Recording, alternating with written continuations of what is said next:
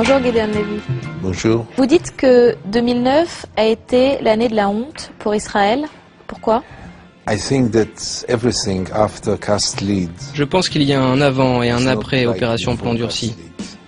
Ce qu'Israël a fait à Gaza, en utilisant des armes illégales, en usant et en abusant de son pouvoir militaire sur une société civile sans défense, et en commettant même des crimes de guerre.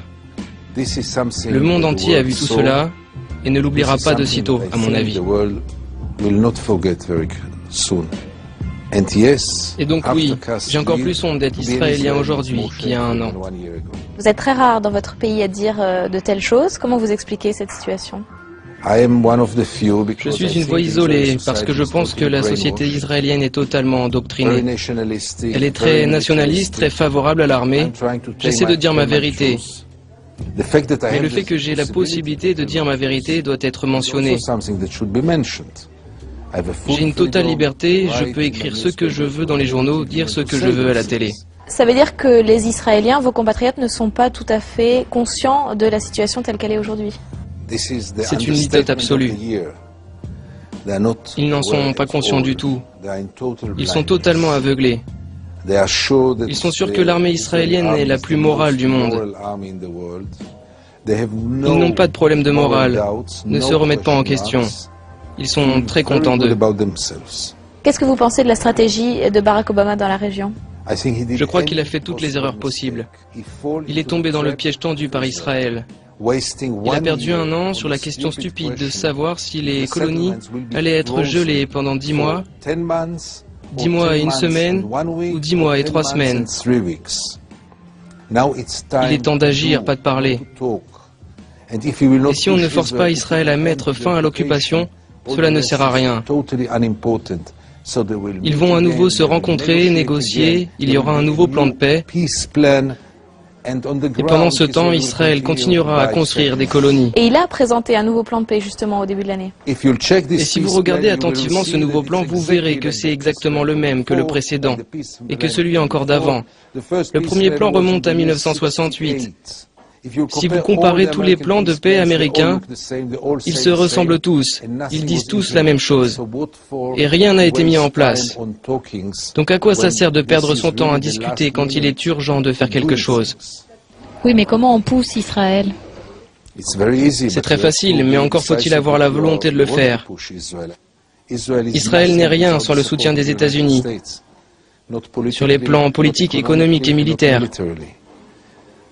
Les États-Unis devraient utiliser ce pouvoir pour forcer Israël à mettre fin à cette occupation, qui est illégale, inhumaine, et ne peut pas continuer pendant encore 40 ans.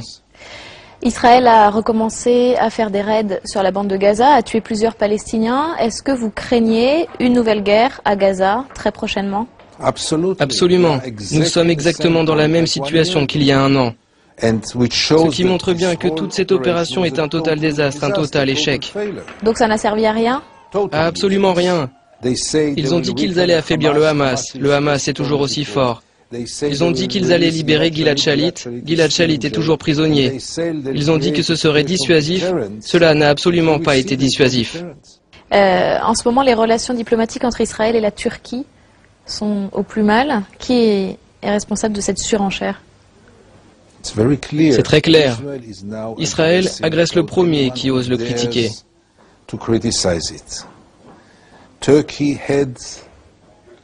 C'est tellement précieux d'avoir un allié comme la Turquie, un État musulman.